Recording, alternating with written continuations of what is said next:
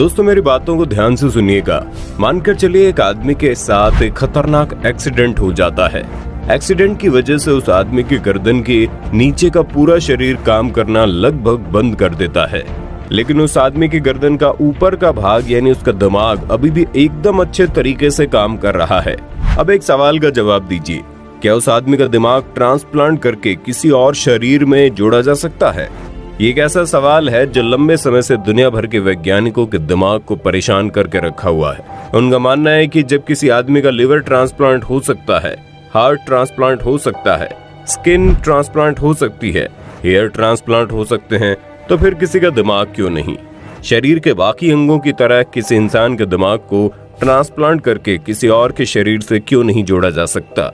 इसी बात को सोचते हुए साल 1900 के दौरान एक ब्रिटिश वैज्ञानिक ने एक अलग नस्ल के कुत्ते की खोपड़ी को उसके शरीर से अलग करके दूसरे नस्ल के कुत्ते के साथ जोड़ दिया। वैज्ञानिकों को इस बात का पूरा भरोसा था कि जैसे ही सर्जरी पूरी होगी कुत्ता होश में आ जाएगा, लेकिन अफसोस कि ऑपरेशन के लगभग एक सप्ताह बाद भी कुत्ता होश में नहीं आया और पता चला उस कुत्ते की मौत हो चुकी है। इसके बाद लगभग साल 1960 के दौरान एक बंदर के साथ ऐसा किया गया। इस बार वैज्ञानिकों को थोड़ी सफलता मिली और हुआ ये कि खोपड़ी को अलग करके किसी दूसरे बंदर के शरीर के साथ जोड़ने के बाद बंदर होश में भी आ गया, लेकिन अफसोस कि बंदर का शरीर का कोई भी अंग काम नहीं कर रहा था और लगभग 9 दिनों बाद उस बंदर की मौत हो गई। जिसके बाद लगातार इस विषय पर दुनिया भर के वैज्ञानिक शोध करते रहे कि आखिर किस तरह करके किसी इंसान की खोपड़ी ट्रांसप्लांट की जा सकती है। अब जो आगे मैं आपको बताने जा रहा हूं उसे सुनने के बाद आप कहेंगे क्या ऐसे भी एक्सपेरिमेंट वैज्ञानिकों ने किए हैं?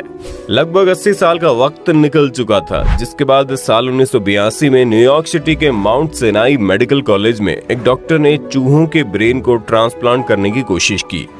डॉक्टर ने कई घंटे लगातार मेहनत करने के बाद उस ऑपरेशन को सक्सेसफुली कर दिया और हैरानी की बात तो यह है कि चूहा बिल्कुल सही सलामत था और उसका पूरा अंग एकदम ठीक तरीके से काम कर रहा था। जिसके बाद 6 जून 1998 में पिट्सबर्ग मेडिकल सेंटर सर्जन की टीम ने वर्ल्ड का सबसे पहला ट्रांसप्लांट किया, जिसमें उन्होंने दिमाग के एक सेल को ट्रांसप्लांट किया था। यानी डॉक्टर ज्यादा बड़ा रिस्क नहीं लेना चाहते थे, इसलिए पूरे दिमाग को ट्रांसप्लांट करने की बजाय दिमाग के एक छोटे से हिस्से को ट्रांसप्लांट किया। ट्रांसप्लांट तो ठीक ठाक हो गया, लेकिन अफसोस की सर्जरी के दौरान किसी गलती के कारण एक 62 साल की महिला की दोनों पैर पैरालाइज हो गए।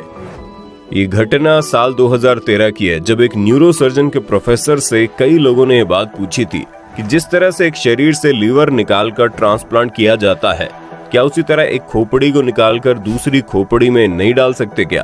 तो इस सवाल के जवाब में सर्जन ने कहा था कि इस तरह के ऑपरेशन फ्यूचर में जरूर होंगे, लेकिन अभी हमारे पास ऐसी टेक्नोलॉजी और साइंस डेवलप नहीं हुई है कि हम ऐसे ऑपरेशन कर सके। मस्तिष्क के स्पाइनल कोड में नर्व फाइबर को जोड़ना बहुत कठिन होता है। नर्व फाइबर को मेरा मतलब है दिमाग से निकलकर हमारे शरीर के छोटे छोटे अंगों तक बड़ी ही बारीक, जिसे हम अपनी आंखों से नहीं देख सकते, वैसे नर्व्स जुड़े होते हैं। उन सभी को काटकर वापस जोड़ना अभी की टेक्नोलॉजी के हिसाब से हमारे लिए असंभव है। इसलिए उन्होंने कहा कि स्पाइनल कोड मतलब कि रीढ़ की हड्डी की चोट इतनी नुकसानदायक होती है कि अगर मस्तिष्क को ट्रांसप्लांट करने में सफल भी हो जाए तो स्पाइनल कोड में लगने वाली चोट के कारण लोग जिंदा नहीं रहते हैं, क्योंकि दिमाग को शरीर से संपर्क बनाने के लिए रीढ़ की हड्डी बहुत ही अहम पार्ट निभाती है। ऐसे में अगर दिमाग को ट्रांसप्लांट किया जाए तो सिर से जुड़ी हुई हड्डी में चोट लग जाएगी और इतने बड़े ऑपरेशन को झेलने के लिए कोई बॉडी जल्दी तैयार नहीं होगी। इसलिए ब्रेन ट्रांसप्लांट से पहले एनिमल टेस्ट किया जाता है और जब एनिमल के ऊपर ये रिसर्च हो रही होती है तो इसका पूरा परमिशन लेकर सरकार से लेना पड़ता है। ये प्रोसेस काफी लंबा होता है। आज भी इस प्रोसेस को सही से करना मेडिकल साइंस के लिए एक चुनौती है। इतना ही नहीं, किसी भी ब्रेन ट्रांसप्लांट कराने के लिए बहुत ही ज्यादा रुपयों की आवश्यकता होती है, लगभग $13 मिलियन। अगर भारतीय रुपयों में बात करें तो लगभग 9,620 लाख रुपए। इसमें लगभग 150 ऑपरेशन होते हैं। इन सभी ऑपरेशंस में लगभग 36 घंटे का समय लगता है। इसमें सबसे इम्पोर्टेंट काम ब्रेन को फ्रीज करना होता है, जिसमें दिमाग के पूरे सिस्टम को रोक दिया जाता है और फिर दिमाग को मरने से बचा लिया जाता है।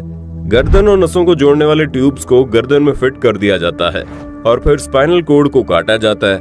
ये सबसे मुश्किल काम होता है। स्पाइनल कोड को काटने के लिए किसी आम चाकू का इस्तेमाल नहीं होता। इसे काटने के लिए हीरे से बनी चाकू का इस्तेमाल होता है और अंत में मसल्स, नाउज और ऑर्गन्स को फिर से जोड़ा जाता है। ये काम ठीक उसी तरह होता है जैसे कपड़ों को सिला जाता है। ये काम बहुत ही मुश्किल होता है क्योंकि दिमाग इंसान के शरीर का सबसे इम्पोर्टेंट पार्ट होता है।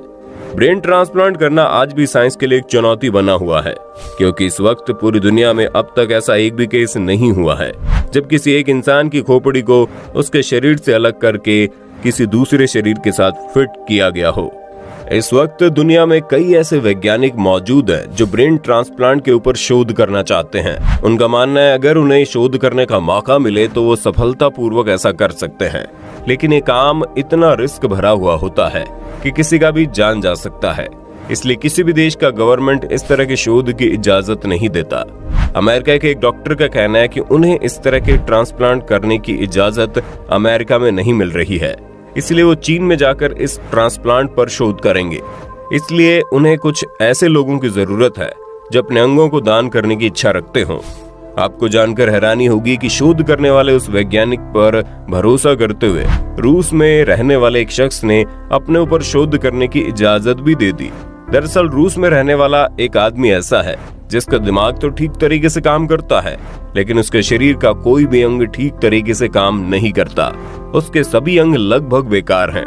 लेकिन इस ट्रांसप्लांट के पीछे बहुत ही अधिक पैसे खर्च होने वाले थे, जो पैसे समय पर अरेंज नहीं हो पाए। ये वजह है कि पैसों की कमी के कारण वैज्ञानिक समय पर उस शोध को आगे नहीं बढ़ा पाए। इसी बीच रूस में रहने वाले उस शख्स की शादी हो गई।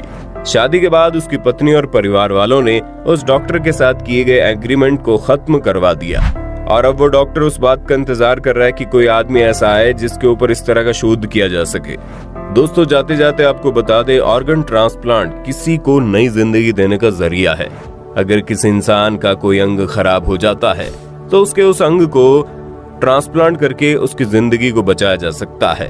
लेकिन आपको जानकर हैरानी होगी, हमारे देश में किडनी के लिए 4 साल, लिवर के लिए 2.5 साल और हार्ट के लिए 2-2 साल की वेटिंग लिस्ट है, क्योंकि कोई भी मृत्यु के बाद अपने चहेतों के अंगों को दान नहीं करना चाहता। बात तो अगर राजस्थान की करे तो सिर्फ राजस्थान में 20,000 मरीजों को किडनी, 25,000 को लिवर और 8,000 को हार्ट की सख्त जरूरत है। लेकिन सरकार की कई कोशिशों और लाखों रुपए खर्च करने के बाद भी पिछले 2 साल में हालात और बिगड़े हैं। शायद आपको यकीन ना हो, लेकिन इतनी भारी डिमांड होने के बावजूद भी साल 2018 में सिर्फ 4 ट्रांसप्लांट हो पाए और साल 2019 में सिर्फ और सिर्फ 1 ट्रांसप्लांट। दोस्तों, अक्सर हमारे कुछ लोगों की मृत्यु इस तरह से होती है जिनमें उनका दिमाग शरीर से पहले मर जाता है। ऐसे इंसान के शरीर के अंग जैसे कि किडनी, हार्ट और लिवर जैसे अंग किसी दूसरे इंसान को नया जीवन दे सकते हैं। आपको जानकर हैरानी होगी, देश में प्रति 10 लाख पर सिर्फ 30 और राजस्थान में प्रति 20 लाख पर महज 1 डोनर ही मिल पाता है। यानी कि अगर देश में 10 लाख लोगों को किडनी की जरूरत है तो उनमें से महज 30 लोगों को किडनी डोनेट करने वाला आदमी मिल जाता है। यही वजह कि प्रदेश के 53,000 से ज्यादा लोग कई साल से ऑर्गन का इंतजार कर रहे हैं और अधिकतर लोग तो ऐसे हैं जो डोनर का इंतजार करते करते ही मौत की नींद सो जाते हैं। दोस्तों, आपको बता दें, किसी इंसान की मृत्यु के बाद भी उसके शरीर के कुछ खास अंग कई घंटों तक जीवित रहते हैं, या कहिए इस काबिल रहते हैं कि यदि उन्हें किसी और व्यक्ति के शरीर में लगा दिया जाए तो वह फिर से जीवन देने का काम करते हैं।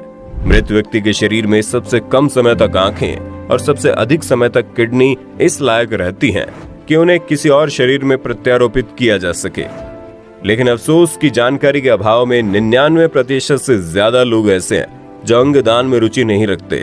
अगर अंगदान किया जाए, हर साल न जाने कितने हजार लोगों को मरने से बचाया जा सकता है। दोस्तों, उम्मीद करते हैं जानकारी आपको अच्छी लगी होगी। वैसे जाने से पहले आपसे एक सवाल है, आपके मुताबिक मृत्यु के बाद क्या अंगदान करना सही है या गलत? आप हमें कमेंट करके बताइए। वीडियो अच्छी लगी तो लाइक कीजिए, चैनल को सब्सक्राइब करके बेल आइकन दबा देना